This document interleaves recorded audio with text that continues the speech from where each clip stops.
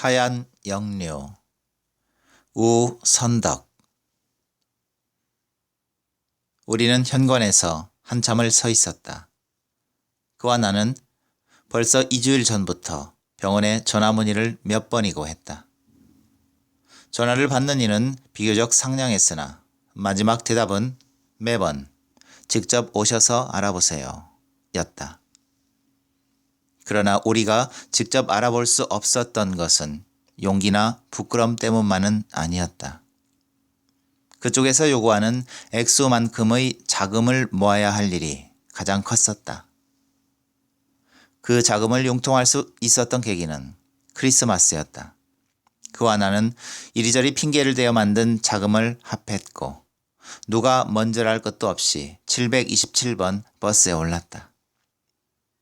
서로 쳐다보고 겸연쩍은 웃음을 짓고 다시 서 있고 하다가 아기를 안고 나오는 한 무리 사람들의 기세에 드디어 우리는 병원 안에 들어설 수 있었다. 진찰권을 끊었고 그는 바깥 현관 쪽에 있는 의자에 앉았다. 나는 대기실로 들어갔다. 저녁 식사 시간이어서 접수 의사는 없었다. 계속 밀려 들어오는 환자들로 대기실은 북적거렸다. 나는 서 있지 않으면 안 되었다.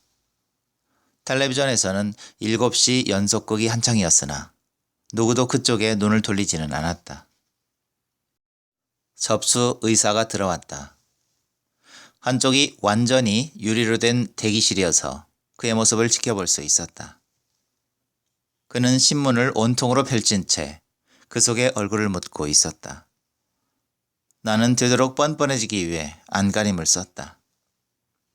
그 노력으로 인해 얼굴은 달아올랐고 나중엔 차례가 되어 부르는 소리도 제대로 듣지 못했다. 여의사는 신경질적으로 다시 내 이름을 불렀고 나는 하나 더하기 넷은 둘이라고 대답해 놓은 초등학생같이 어쩔 줄 몰라 하며 여의사 앞으로 갔다. 여의사는 닥터 김이라는 명찰을 가슴에 붙이고 있었다. 앉아요. 나는 앉았다. 대기실의 환자들이 모두 귀를 기울인 것 같아 침이 바싹바싹 말랐다. 이름은? 나이, 남편 이름, 직장, 결혼은 언제, 최종 생리일은, 아기를 원하는가. 얼굴이 확확 달아올라 마침내는 아무런 감각도 없을 정도였다. 떳떳하게 대답할 수 있는 것이 무엇이 있었을까? 의사는 진찰 용지를 건네주었다. 말 좀 크게 해요. 이것 갖고 이름 부르면 진찰실로 가세요. 다음 번 이영옥 씨. 이영옥 씨. 구석으로 비집고 들어가 한참을 기다렸다. 인터폰에서 이름 석자를 알아들을 수 없게 불렀고 나는 또 한 번 어쩔 줄 몰라 하며 진찰실로 옮겨갔다. 거기서 나는 나보다 앞서간 여자들 때문에 오랜 시간을 기다렸는데 솔직히 그때쯤은 하나도 부끄럽지도 않았고 하나도 슬프지 않았다. 어느 틈에 나는 능숙해져 가고 있었다. 진찰실에 있는 여자들이 거의 다 내 또래로 보였다는 것이 가장 큰 이유였지만 진찰실 담당 의사의 만삭이 되어 뒤뚱이는 모든 것도 나를 충분히 안심시킬 수 있었다. 그 의사는 자신의 부푼 배로에서 작아 보이는 가슴에 닥터 임이라는 명찰을 달고 있었다. 아기를 지금 낳을 수 없겠지요? 네, 그렇지만 다음에 별 지장은 없을까요? 의사가 의외로 부드러웠기 때문에 내심 걱정하던 일을 털어놓을 수 있었다. 우선 혈압을 재도록 해요.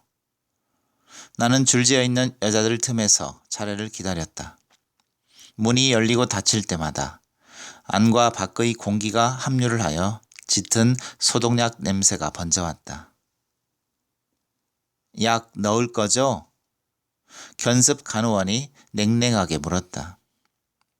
팔이 압축되어 왔다. 나도 모르게 한숨이 나왔고 진땀이 배었다. 완전히 그곳이 압축되고 온몸이 압축되었다. 나는 그대로 쓰러지기를 빌었다. 그렇지 않다면 스스로 질식하여 그대로 죽어지기를 바랬다. 뒤로 몇 명인가 더 늘어섰다. 120의 70, 정상. 아니, 정상일 리가 없어요. 모든 것이 정상이 아니었으면 했다. 왠지 그런 식으로 심사가 뒤틀려 갔다. 검사실에 가서 혈액 검사를 하고 와요. 격리실에 검사비를 내고.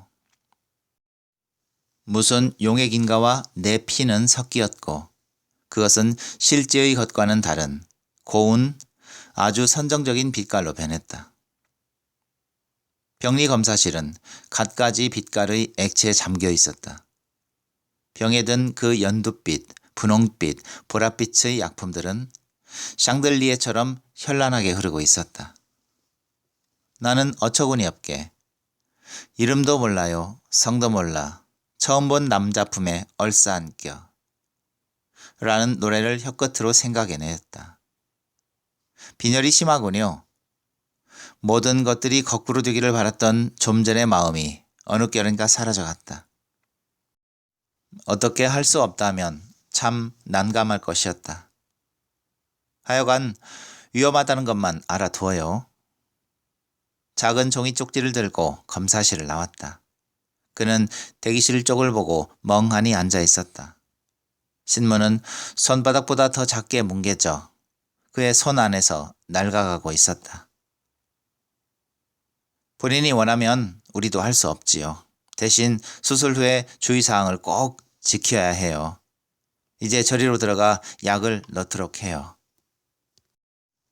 닥터 이미 가리키는 곳으로 들어갔다. 거기도 차례를 기다리는 사람이 우글거렸다.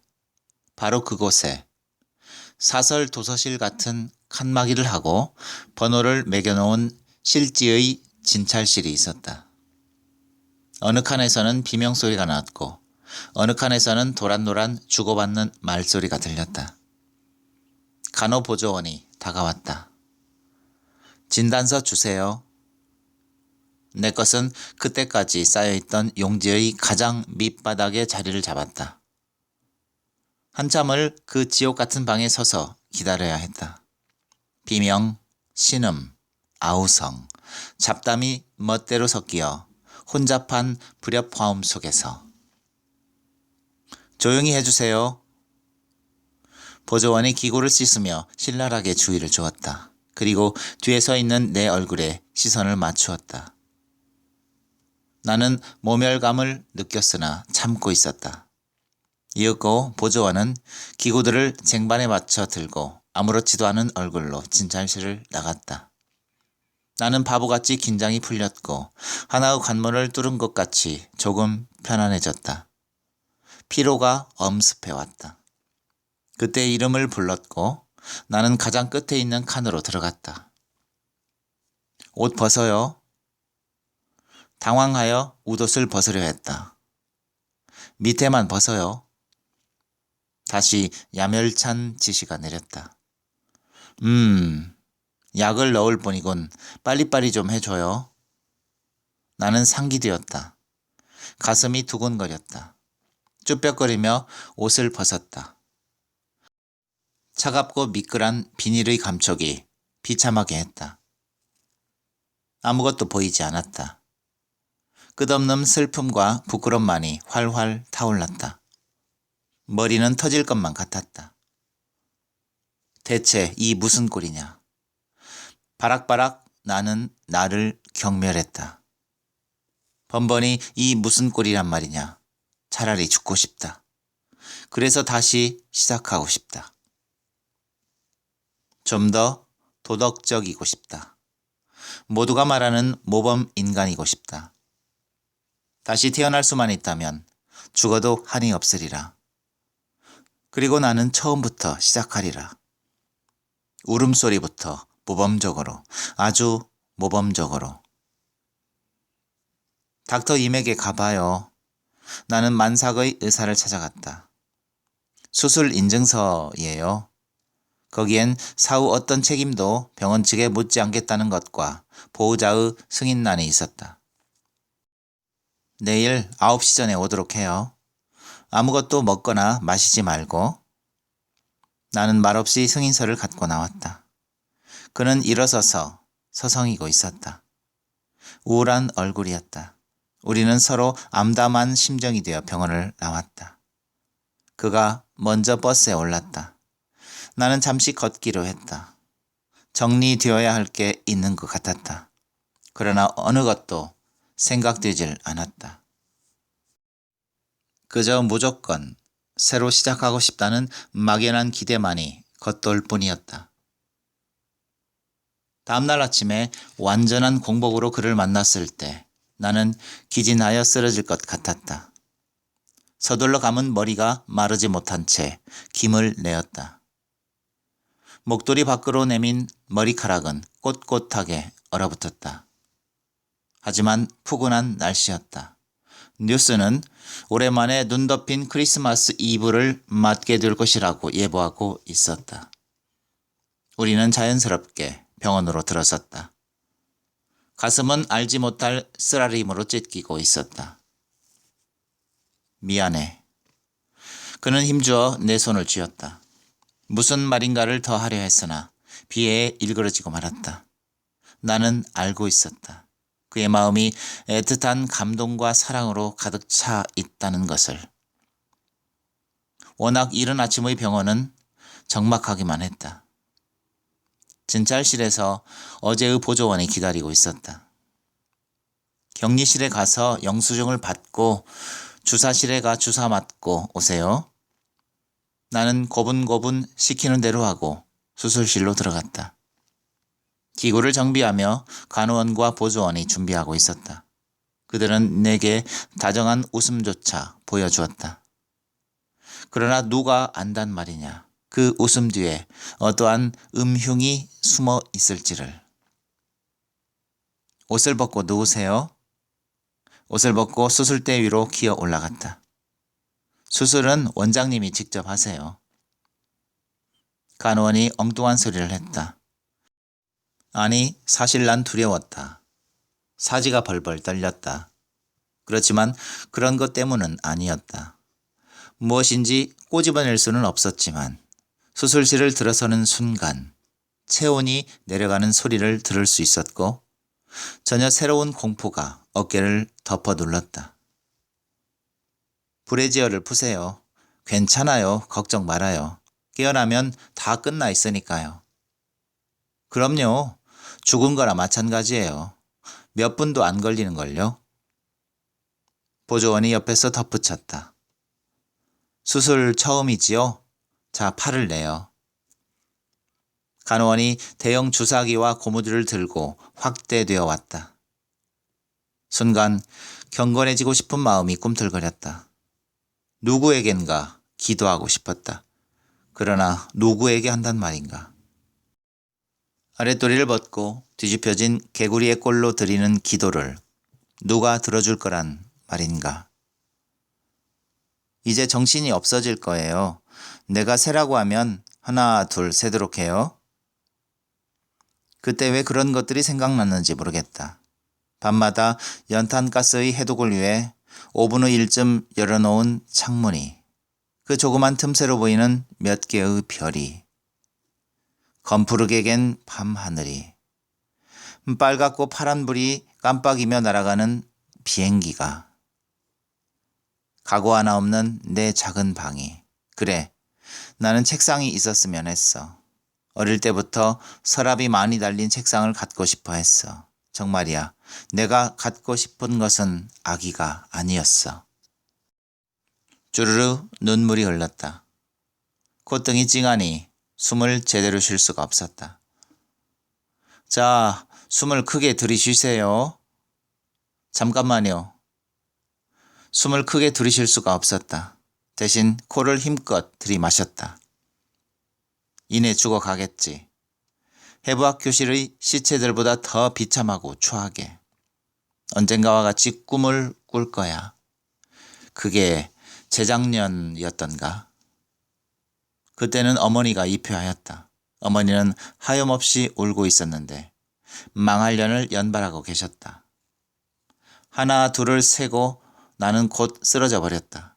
그 후 기억나는 것은 꿈뿐이었다. 가을이었다. 산에는 바바리깃을 올리고 뒷모습만 보이고 있었다. 나는 심순애같이 사내의 뒷자락을 거머쥔 채 쓰러져 울었고 사내는 비정하게 뿌리치며 휘적휘적 사라지고 말았다. 흐느껴 울다 나는 깨었는데 회복실에 누워 있었고 두 뺨은 철철 눈물에 젖어 있었다. 망할년 왜 우니? 어머니는 소매로 자신의 눈시울을 훔쳐내었다. 눈을 떴을 때 나는 구석에서부터 두 번째 자리에 누워 있었다. 내가 어느 곳에 있다는 것을 알기까지는 많이 생각해야 했다. 나보다 선참자가 있었다는 것도 그제야 알았다. 옆의 여자는 보호자인 듯 보이는 여자와 한참 떠들어대고 있는 중이었다. 아유, 아파. 글쎄, 유산이 됐다면서 수술은 왜 해? 하느님도 불공평하지. 이렇게 애를 갖고 싶어 해도 못 갖는 사람이 있는데. 여자들은 동시에 나를 쳐다보았다. 나는 옆으로 돌아 누웠다.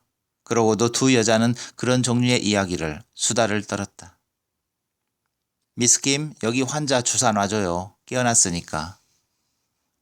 그게 나를 두고 하는 소리라는 건 간호원 김이 링거병을 들고 와 머리맡에 앉았을 때야 알았다. 나는 어지러운 상태였고 일어나려고 했다. 나는 대답 없이 앉아 옷을 주워 입었다. 그냥 누워 있어요. 주사 맞아야죠. 일어났다. 바람을 쏘이려고요. 하며 발을 떼었으나 나는 곧 쓰러지고 말았다. 술에 쩐 주정뱅이 마냥 마음대로 되지 않았다. 나는 다시 누웠다. 졸음이 눈꺼풀에 내려앉았다. 자지 않으려고 고개를 흔들었다. 정맥인지 힘줄인지 찾으려고 팔을 더듬는 간호원의 손길을 아련히 느꼈다. 느낌뿐이어서 몸은 연체동물처럼 제멋대로 흐느적거렸다. 내가 혼건한 잠, 꿈도 꾸지 않은 오로지의 잠에서 깨어났을 때 마이신 섞인 링거의 노란 액체는 규칙적으로 가느다란 관을 타고 내 몸 어딘가에 방울방울 떨어지고 있었다. 나는 노랗게 물들어가는 착각에 빠졌다. 링거 좀 빼주세요. 간호원이 들어왔다. 아직 남았는데 왜 못 참겠어요? 그럼 나가서 주사실 써 주사를 맞고 가세요. 바늘을 빼기가 무섭게 비틀거리며 일어났다. 천장과 벽이 울퉁불퉁했다. 그리고 허전했다. 울듯이 허전했다. 회복실을 막 나서자 다음 이불에 눕혀질 여자가 속옷만 입혀져 죽어 있었다. 뒤로 보조원이 그 여자의 옷 뭉치를 들고 와 쓰레기를 버리듯 회복실로 던졌다. 좀 전에 나를 쉽게 상상할 수 있었다. 그러면서도 나는 저 정도는 아니었을 거라는 자위를 하고 있었다. 수축 주사니까 조금 있으면 가라앉아요. 지금 아프지요? 수축을 하고 있어서예요. 누구나 다 그런 거예요. 간호원은 내 엉덩이에 주사바늘을 꽂았다. 일주일 정도 더 치료하러 나오세요. 염증이 생기면 애도 못 낳아요. 무리하지 말고 목욕과 부부관계는 2주일 뒤에 하고 헤모글로빈을 끝까지 듣지 않고 주사실을 나왔다. 그는 몇몇 남자들 사이에 끼어서 담배를 태우고 있었다. 그의 얼굴빛이 하도 불안했기 때문에 저만 치서부터 나는 웃음을 지어 보였다. 병원을 나설 때는 쓸쓸했다. 병원을 돌아보았다. 자, 그러면 안녕. 병원 문 앞에 아기를 안고 잔뜩 미소를 띤 내가 간원들의 배웅을 받으며 서 있었다. 그때 오도록 하지요. 우리는 오랜만에 택시를 탔다. 그동안 우리는 심한 절약을 했었다. 그 알뜰한 자금 때문에. 시내로 하늘이 희뿌옇게 흐려 있었다. 하늘은 땅과 빌딩의 옥상 끝과 사람들의 머리 끝에 닿아 있었다. 차들은 하늘을 헤엄쳐 다녔다. 어느 부분에 가서는 와르르 몰리기도 하고 와르르 풀려 나가기도 했다. 도시는 포근해 보였다. 우리는 시내 복판에서 내렸다. 사람들은 탐나 보이는 따뜻한 차림이었고 상가는 다채롭고 오밀조밀하고 화려했다. 골목과 다방과 살롱가를 지날 때마다 들리는 크리스마스 캐럴이 우리를 풍요롭게 적셔주기 시작했다. 일정한 너비만큼씩 구세군 자선 냄비 앞에서 종을 치는 부녀자의 모습이 보였고 빨간 고깔 모자를 쓴 학생들이 구암을 안고 있었다. 그것들은 크리스마스를 더욱 부유하게 장식해 주었다. 배고프지? 몇 시? 3시. 벌써? 배고픈 시간이 지났나 봐. 배고파? 아니. 우리는 백화점 구경을 하고 이것저것 사지도 않을 것들을 만지작거렸다. 제과점 진열장에 크리스마스 장식용으로 만든 높고 아름다운 케이크들을 구경하기도 했다. 그는 다소 명랑해 보였다. 나는 간호원의 무리하지 말라는 주의가 떠올랐으나 잊기로 했다. 조금 후에 아침 겸 점심 겸 저녁 식사에 들어갔다. 이곳저곳을 달려다니며 먹고 싶은 대로 골라 먹기로 했다. 그것은 즐겁고 유쾌했다. 우리는 잡식 동물의 표본인 양 여러 종류의 많은 음식을 먹어치웠다. 아기를 가졌을 때 욕심내던 음식들이 우스울 정도로 하나도 반갑지 않았다. 나의 입맛은 딴판으로 새로워져 있었다. 스낵 코너는 어느 곳이나 붐비었다. 귀에 익은 캐럴들이 터져나왔다. 겨울의 짧은 해가 저녁을 재촉했다. 상점의 예쁜 전구들이 기지개를 켜며 일어났다. 눈이다. 그리고 눈이 왔다. 밖에서 외치는 소리에 먹다 말고 뛰어나가는 축도 있었고 흰눈이 펄펄 썰매는 달린다며 고래고래 목청을 돋우며 노래를 시작하는 축도 있었다. 모두 한박꽃으로 피어오르고 있었다. 우리도 손을 잡고 거리로 나섰다. 거리는 사람들의 물결로 파도를 쳤다. 커다란 눈꽃들이 너플너플 내려왔다. 눈꽃은 사람들의 등과 머리와 길바닥에 내려앉아 곧 물방울로 시들어 버렸다. 물방울들은 반짝반짝 네온사인과 함께 터지기도 했고 깊이 깊이 숨어버리기도 했다. 그와 나는 그냥 밀려나가고 있었다. 돌아설 수 없는 불가항력이 거기에 있었다. 모두 어디를 가는 것인지 알 수 없었다.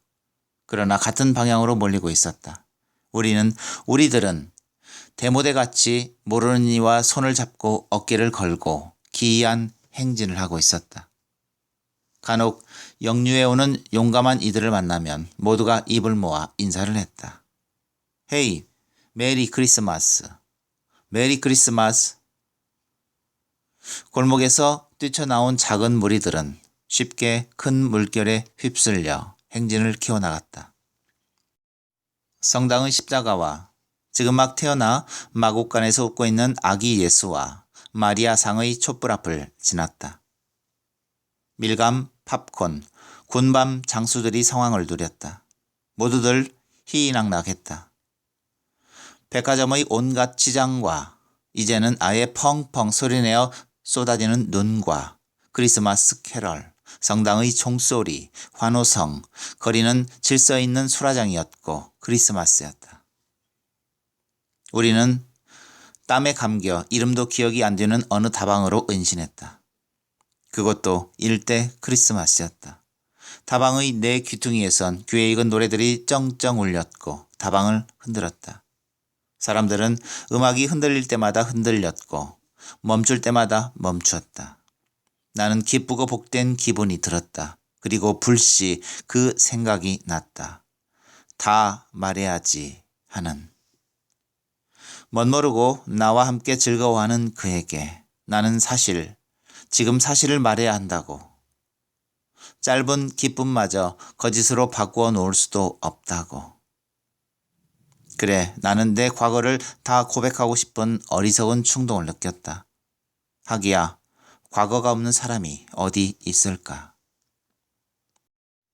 과거가 없이 오늘의 자기가 덩그렇게 떨어진 사람이 어디 있을까?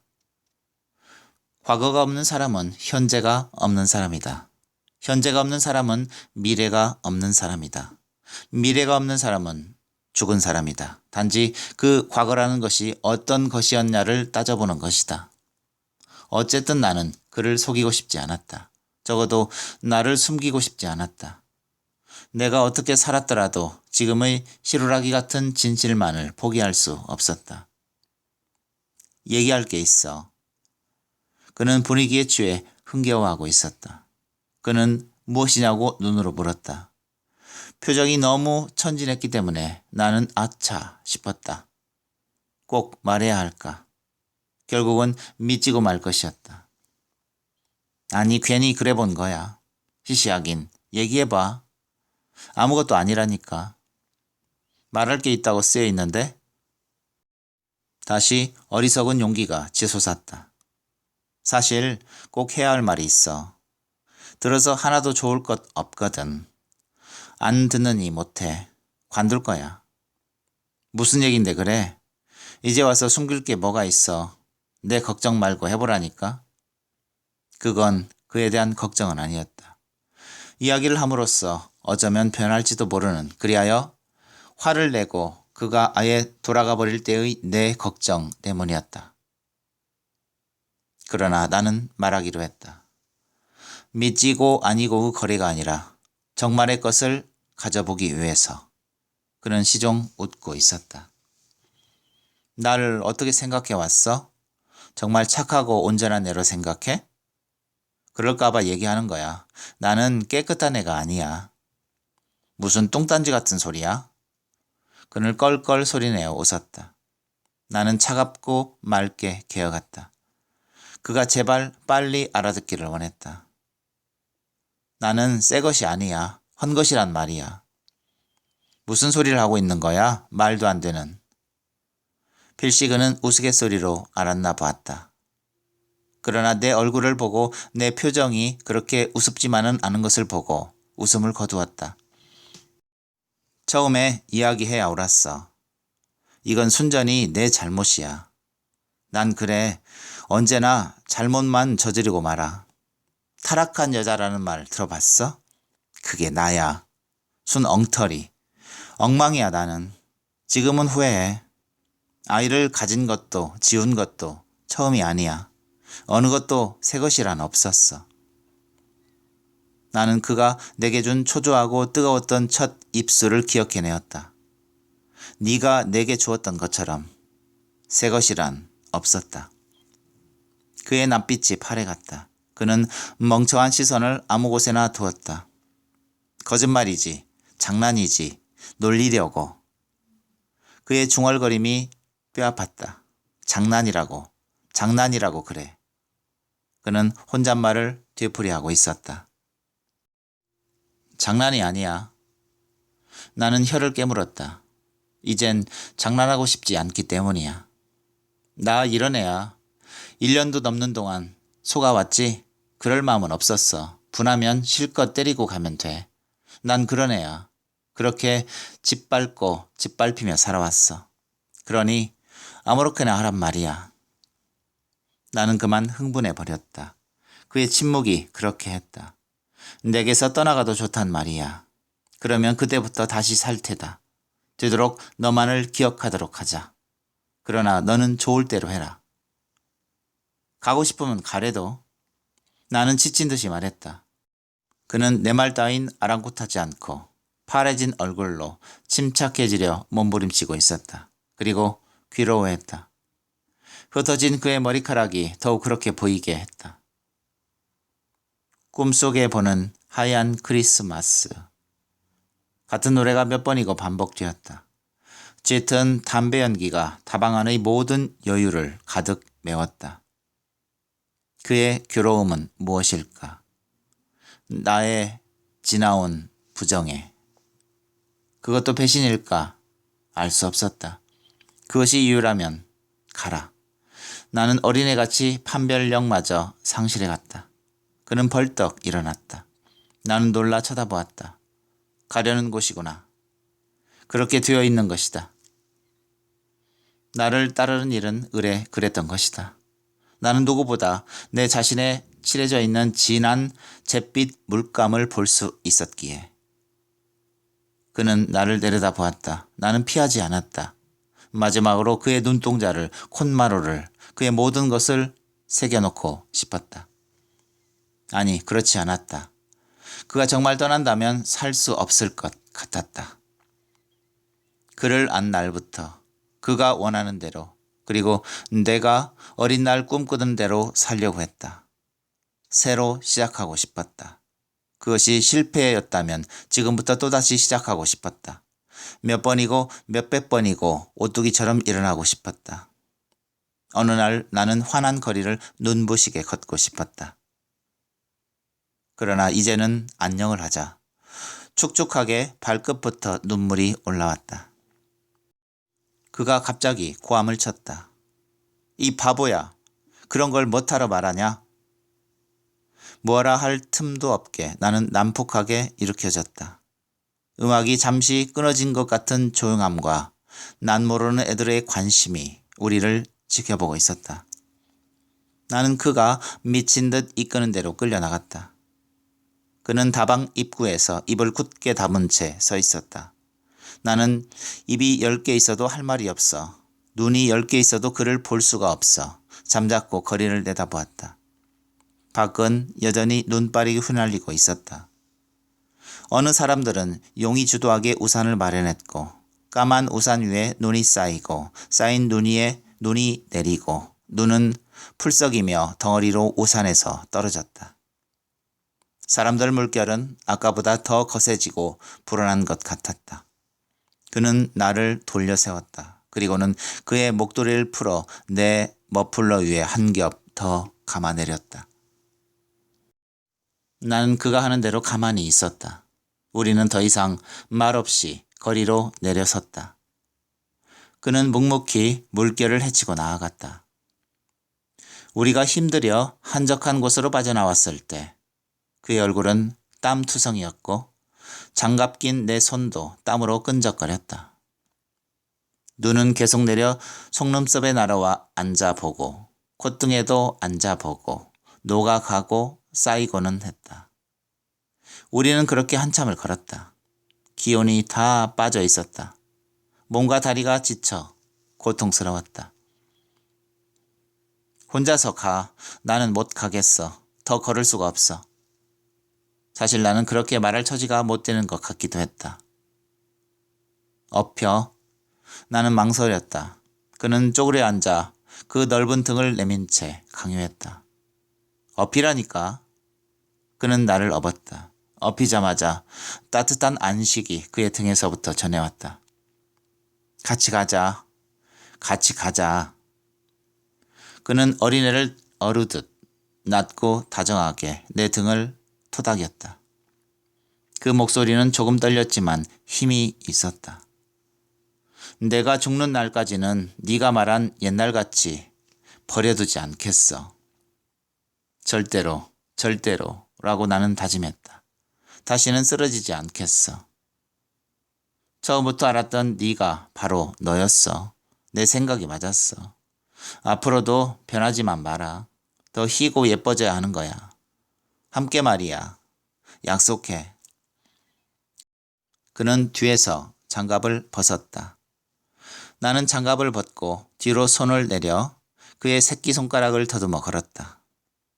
나는 지난날의 불운과 잘못과 부끄러움과 오늘의 허탈함과 감격이 서로 엉켜 울음을 터뜨리고 말았다.